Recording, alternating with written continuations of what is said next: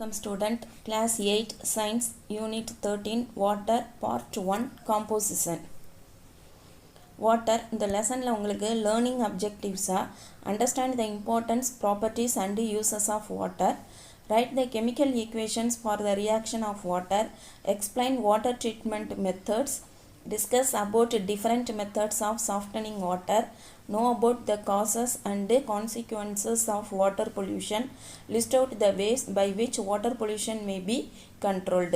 இதெல்லாம் லேர்னிங் அப்ஜெக்டிவ்ஸாக கொடுத்துருக்காங்க. இந்த லெசன் கம்ப்ளீட் பண்ணும்போது இந்த அப்ஜெக்டிவ்ஸ் எல்லாம் நம்ம அட்டென்ட் பண்ணியிருக்கோமா அப்படிங்கிறத நம்ம பார்க்கணும். கான்செப்ட் மேப் வாட்டர் இந்த லெசனில் உங்களுக்கு 6 டாபிக்ஸ் கொடுத்துருக்காங்க. First topic composition, second topic properties, third topic universal solvent, fourth topic portable water, fifth topic water pollution, sixth topic controlling water pollution.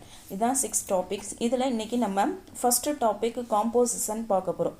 அதில் எலக்ட்ரோலைசிஸ்னால் என்ன, preparation of water, laboratory preparation of water, இதெல்லாம் நம்ம பார்க்க போகிறோம். Introduction. நீரின்று அமையாது உலகெனின் யார் யாருக்கும் வானின்று அமையாது உலகு. இது திருக்குறளில் வருது. பூமி நீர் இல்லைன்னா அமையாது, இந்த உலகமே இல்லைங்கிற மீனிங்கில் சொல்லுவாங்க. யார் யாருக்கும் வானின்று அமையாது ஒழுக்கு, அதாவது வாட்டர் இல்லைன்னா எதுவுமே இல்லைங்கிறாங்க. அப்போ வாட்டருங்கிறது எவ்வளவு இம்பார்ட்டண்ட்டு. தண்ணி இல்லைன்னா உணவுப் பொருள் விளையாது. அப்போ பஞ்சம் ஏற்பட்டுரும். பஞ்சம் ஏற்பட்டுட்டுன்னு சொன்னால் மக்கள் ஒழுக்கமாக இருக்க மாட்டாங்க. யாரை வேணாலும் அடித்து பிடுங்கி என்ன வேணாலும் பண்ணலாங்கிற மாதிரி ஆகிடும். Thirukkural says without water there would be no life on the earth. தண்ணி இல்லாமல் இந்த பூமி இல்லை. Just like other living organisms we also need water to survive. மற்ற உயிரினங்களை போலவே நமக்கும் சர்வைவ் ஆகிறதுக்கு வாட்டர் தேவை. we need water for so many activities like cooking, washing, cleaning, irrigation. இது எல்லாத்துக்குமே வாட்டர் வேணும். இரிகேஷனுங்கிறது இந்த நீர்ப்பாசன வசதி, வயலுக்கு தண்ணி ஊற்றுறது. Water resources are getting depleted nowadays because of growing demand from increasing population. அப்போ இன்றைக்கி வாட்டர் ரிசோர்ஸ் குறைஞ்சிக்கிட்டே வருது. ஏன்னு சொன்னால் பாப்புலேஷன் இன்க்ரீஸ் ஆகிட்டே இருக்குது. அண்டு லைஃப் ஸ்டைல் சேஞ்சஸ், நம்மளோட லைஃப் ஸ்டைலும் மாறுது. There is also reduction in the supply of water due to pollution of water sources and climate change, which contributes to the rising variability in rainfall. அப்போ எதனால் இந்த மாதிரி ஏற்படுது, தண்ணீர் ஏன் குறையுது அப்படின்னு சொன்னால் வாட்டர் ரிசோர்ஸஸில் நம்ம பொல்யூஷன், நீர் மாசுபாடு அதிகமாக இருக்கிறது. அடுத்தது கிளைமேட்டில் சேஞ்சஸ் ஏற்படுது. இப்போ நம்ம தமிழ்நாட்டில் பார்த்திங்கன்னா ஐப்பசி கார்த்திகையில் மழை பெய்யணும். மார்கழி தை அறுவடைக்கு ரெடி ஆவாங்க. ஆனால் பார்த்திங்கன்னா ஐப்பசி கார்த்திகையில் மழை பெய்யாமல் மார்கழியில் மழை பெய்யும்.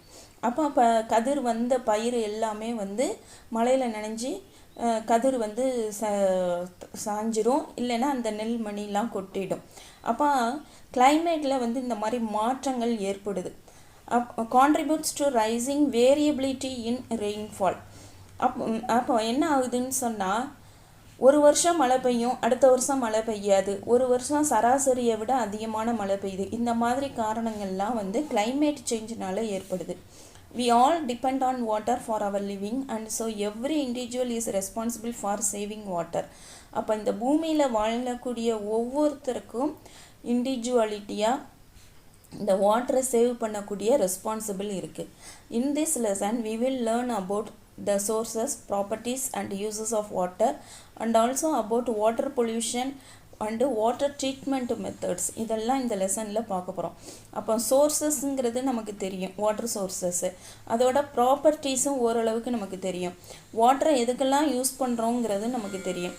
அப்போ வாட்டர் பொல்யூஷன்னா என்ன, அதை வாட்டர் ட்ரீட்மெண்ட் மெத்தட் அப்படிங்கிறதுல தான் நம்ம மெயினாக கான்சென்ட்ரேட் பண்ணி படிக்கணும்.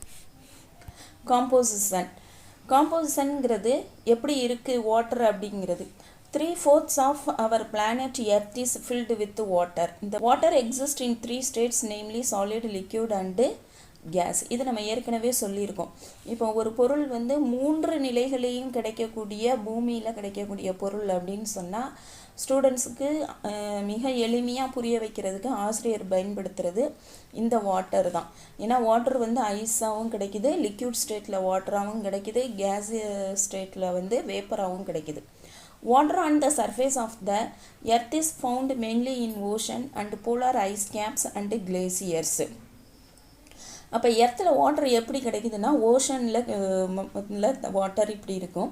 போலார் ஐஸ் கேப் அப்படிங்கிறது போலார் ஐஸ் கேப் கிளேசியர் அப்படிங்கிறது. இந்த போலார் ஐஸ் கேப்புங்கிறது ஆர்டிக் அண்டார்டிக்கில் இருக்கும். நீங்கள் இந்த டைட்டானிக் படம் பார்த்துருந்தீங்கன்னா தெரியும்.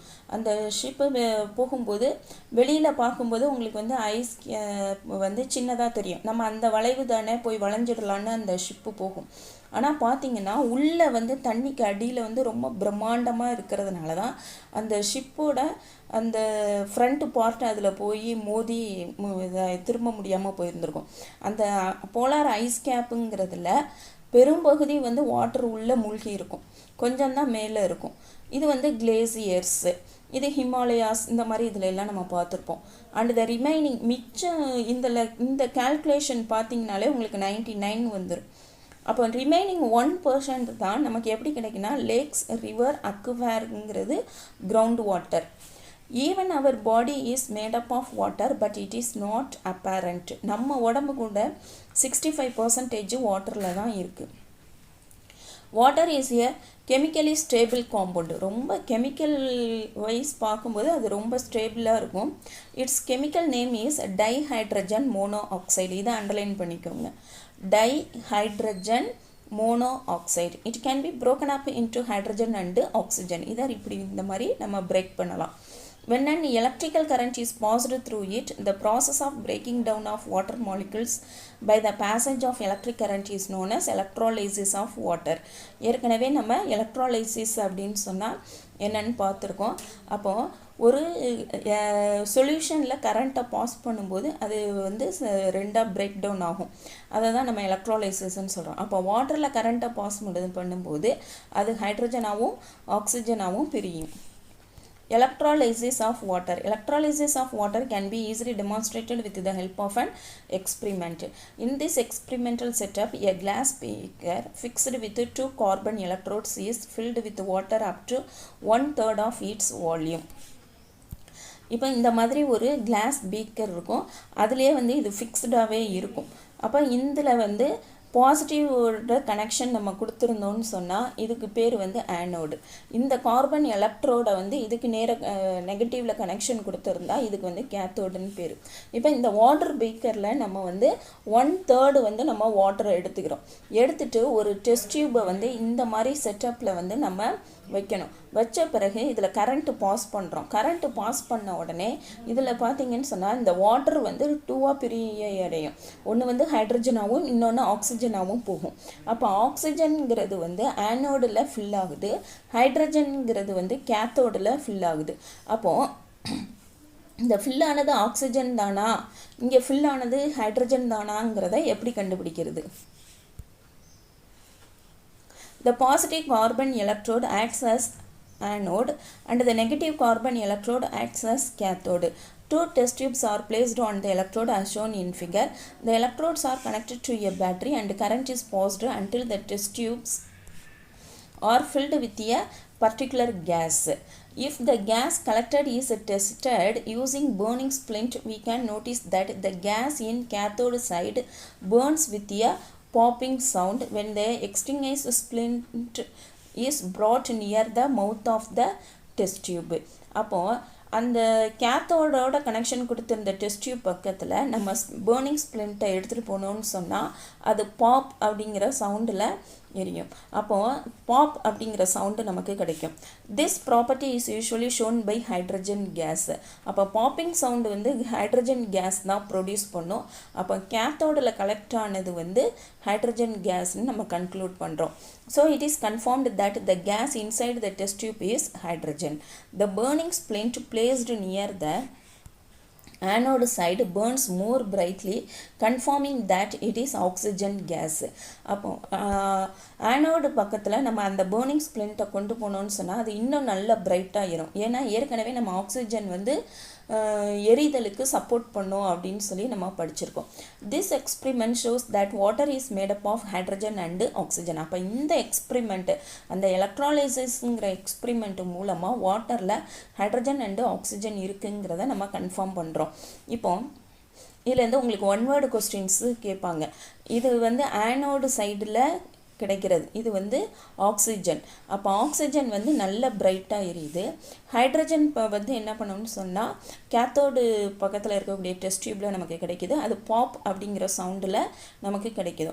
அப்போ இதை எப்படி ஞாபகம் வச்சுக்கிறீங்கன்னு சொன்னால் CH அப்படின்னு ஞாபகம் வச்சுக்கோங்க. கேத்தோடு சைடில் ஹைட்ரஜன் நமக்கு கிடைக்கிது, அது வந்து பாப் அப்படிங்கிற சவுண்டில் கிடைக்கும். அப்போ CHP அப்படின்னு ஞாபகம் வச்சுக்கோங்க. கேத்தோடு இருக்க இந்த டெஸ்ட் டியூப்பில் ஹைட்ரஜன் கிடைக்கிது, அது பாப் அப்படிங்கிற சவுண்டை வந்து ப்ரொடியூஸ் பண்ணும்.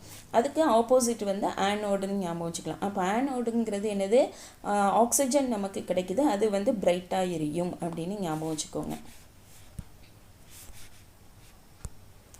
The ratio of hydrogen oxygen is 2:1.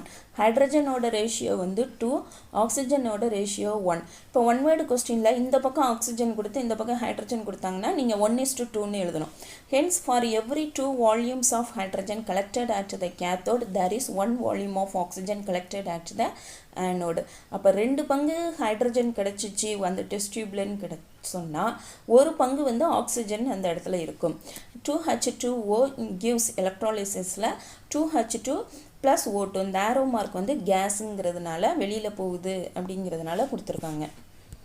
Activity 1.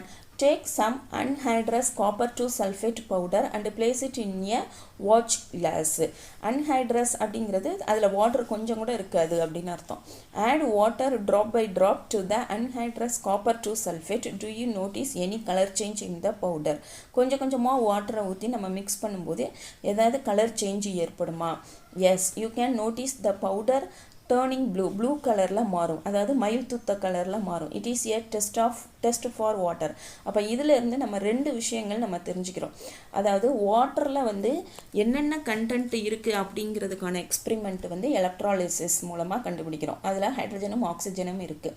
அடுத்தது வாட்டர் அப்படிங்கிறத நம்ம டெஸ்ட் பண்ணணும், நம்ம கையில் கொடுத்துருக்கிறது வாட்டரை டெஸ்ட் பண்ணணும்னு சொன்னால் அதை வந்து அன்ஹைட்ரஸ் காப்பர் 2 சல்ஃபேட்டில் நம்ம கலந்தோன்னு சொன்னால் அது ப்ளூ கலரில் மாறிச்சிங்கன்னா நம்ம கையில் அவங்க கொடுத்துருக்கிறது வாட்டர் அப்படின்னு தெரிஞ்சுக்கணும். இதுதான் அன்ஹைட்ரஸ் காப்பர் 2 சல்ஃபேட். இது வந்து ஹைட்ரேட்டட் காப்பர் 2 சல்ஃபேட். இது வந்து இந்த மாதிரி ப்ளூ கலரில் மாறிடுது.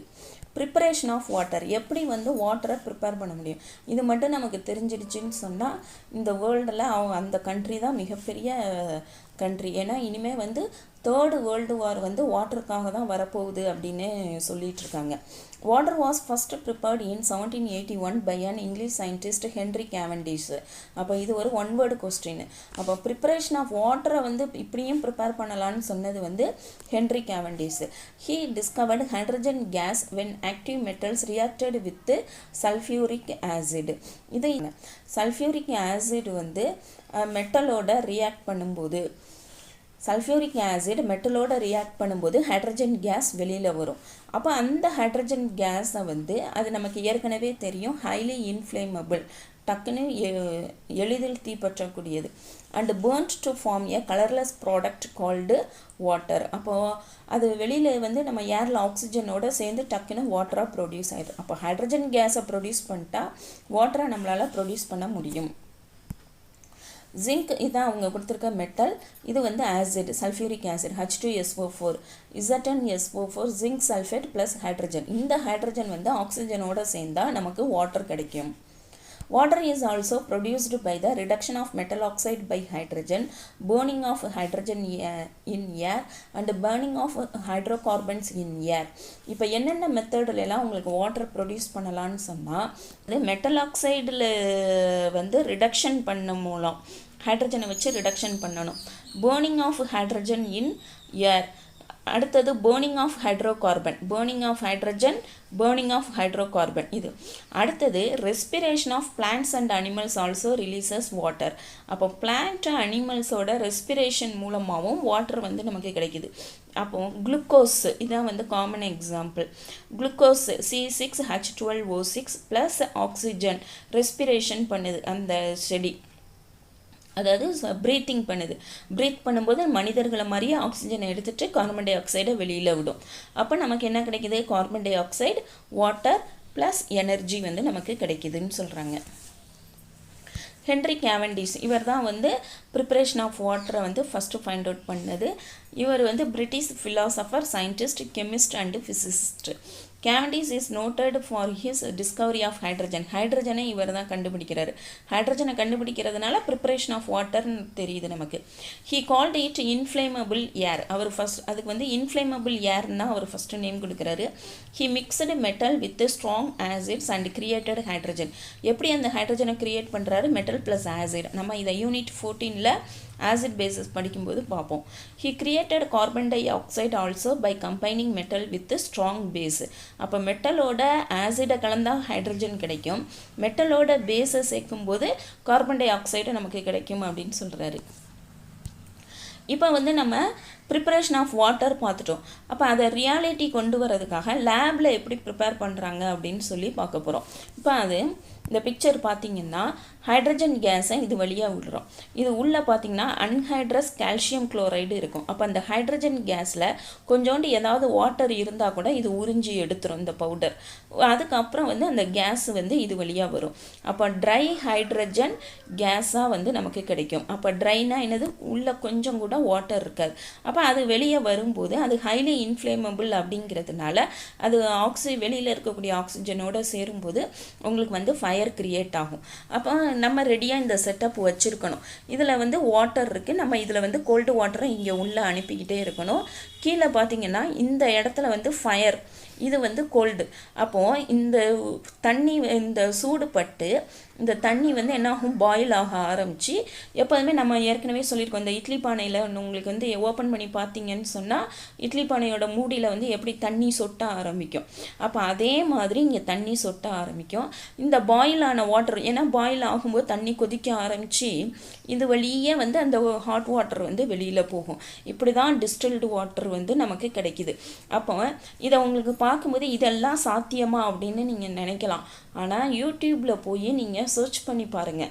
லேபரேட்டரி ப்ரிப்பரேஷன் ஆஃப் வாட்டர் அப்படின்னு உள்ளே போய் பார்த்தீங்கன்னா நிறைய வீடியோஸ் வந்து அவங்க எப்படி வந்து ப்ரிப்பேர் செஞ்சு காமிச்சிருப்பாங்க ரியாலிட்டியாகவே. இந்த எக்யூப்மெண்ட்ஸ் வேணால் நம்மக்கிட்ட வந்து இல்லாமல் செய்ய தெரியாமல் நம்ம இருக்கலாமே தவிர இது எல்லாமே பாசிபிலிட்டி தான் அப்படின்னு அவங்க சொல்லுவாங்க. அதே மாதிரி அந்த ஹைட்ரஜன் கேஸ் இருந்தால் பாப் சவுண்டு வருங்கிறதுக்கெலாம் உங்களுக்கு யூடியூப்பில் நிறைய வீடியோஸ் இருக்குது. Laboratory preparation of water. The apparatus used for the preparation of water in the laboratories is shown in figure. அப்போ அந்த செட்டப் வந்து உங்களுக்கு பிக்சரில் கொடுத்துருக்கோம். In this method, pure hydrogen gas is passed through anhydrous calcium chloride to absorb water vapor if present. Hydrogen கேஸை வந்து anhydrous calcium chloride வழியாக அனுப்பும்போது அதில் ஏதாவது வாட்டர் வேப்பர் இருந்தால் கூட அது உறிஞ்சிடும். Dry hydrogen coming out of the opening is burnt with sufficient supply of air. அப்போ வெளியே வர்ற ட்ரை ஹைட்ரஜன் நம்ம சப்ளை பண்ணக்கூடிய ஏர்னால் தீப்பிடிக்கும். The burnt hydrogen gas forms droplets of water. அப்போது அந்த ஹைட்ரஜன் கேஸு அதுதான் என்னது? வாட்டர் ட்ராப்லெட்ஸாக மாறுது. when it comes in contact with the cold flask. அப்போ கோல்டு ஃப்ளாஸ்கோட அந்த ஹைட்ரஜன் கேஸ் வந்து கான்டாக்ட் பண்ணுறதுனால தான் நமக்கு கிடைக்கிது. Distilled water without any dissolved matter is obtained by this method.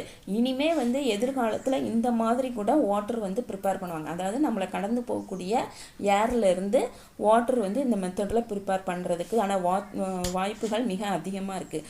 Distilled water without any dissolved matter, இதுதான் டிஸ்டில்டு வாட்டர்னு சொல்கிறாங்க. அதில் எதுவுமே இருக்காது. Is obtained by this method அப்படின்னு சொல்கிறாங்க. நம்ம இன்னைக்கு இந்த வீடியோவில் காம்போசிஷன் ஆஃப் வாட்டர் பார்த்தோம். வாட்டரில் வந்து ஹைட்ரஜனும் ஆக்சிஜனும் இருக்குது அப்படிங்கிறத சொல்லியிருக்கோம். அது எப்படி ஆக்சிஜனும் ஹைட்ரஜனும் இருக்குதுங்கிறத எலக்ட்ராலிசிஸ் மூலமாக பார்க்கலாம். அப்போ வாட்டரை வந்து நம்ம எலக்ட்ராலிசிஸ் பண்ணும்போது ஆனோடில் கொடுத்துருக்கக்கூடிய டெஸ்ட் டியூப்பில் பார்த்தீங்கன்னா ஆக்சிஜன் கிடைக்கும், கேத்தோடில் கனெக்ஷன் கொடுத்துருந்த டெஸ்ட் டியூப்பில் ஹைட்ரஜன் கிடைக்கும்.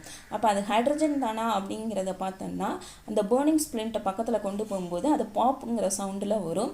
அதே மாதிரி ஆனோடில் ஆக்சிஜன் கிடைச்சதுன்னு சொன்ன இடத்துல அந்த ஸ்ப்ளிண்ட்டை கொண்டு போனோன்னா அது நல்ல பிரைட்டாக எரியும். இதுலேருந்து நமக்கு தெரியுது. அதோட வால்யூம் பார்த்தீங்கன்னு சொன்னால் hydrogen ratio of hydrogen and oxygen சொன்னால் 2:1 அப்படிங்கிறது கிடைக்கும். ப்ரிப்பரேஷன் ஆஃப் வாட்டர் இதை முதல்ல கண்டுபிடிச்சது வந்து ஹென்ரி கேவெண்டிஷ். அதாவது ஒரு மெட்டலையும் சல்ஃபியூரிக் ஆசிட், அதாவது மெட்டல் ப்ளஸ் ஆசிட் சேரும்போது நமக்கு ஹைட்ரஜன் கிடைக்கும். அந்த ஹைட்ரஜனையும் ஆக்சிஜனையும் சேர்த்தா வாட்டர் கிடைக்கும் அப்படிங்கிறத ஹென்ரி கேவெண்டிஷ் சொன்னார். லேபரேட்டரியில் எப்படி நம்ம ப்ரிப்பேர் பண்ணலான்னு சொன்னால் ஹைட்ரஜனை வந்து ஒரு கால்சியம் குளோரைடு வழியாக அனுப்பும்போது அதில் இருக்கிற கொஞ்சம் வாட்டரும் உறிஞ்சிடும். அப்புறம் ட்ரை ஹைட்ரஜன் வரும். அதை நம்ம சப்ளை ஆஃப் ஏர் கொடுக்கும்போது நல்லா எரியும். அந்த தீ வந்து உங்களுக்கு கோல்டு வாட்டரில் ஃப்ளாஸ்கில் படும்போது தண்ணி சொட்டு சொட்டாக கீழே விழுகும். அதை மாதிரி நம்ம வந்து வாட்டர் ப்ரிப்பேர் பண்ணலாம். இன்னும் ஃப்யூச்சரில் இந்த மாதிரி ப்ரிப்பேர் பண்ணுறதுக்கு வாட்டர் ஸ்கேர்சிட்டி நீர் பற்றாக்குறையை போக்குறதுக்கு இந்த மாதிரி மெத்தடு தான் யூஸ் ஆகும். நெக்ஸ்ட் வீடியோவில் நம்ம ப்ராப்பர்ட்டிஸை பற்றி பார்ப்போம். Thank you student.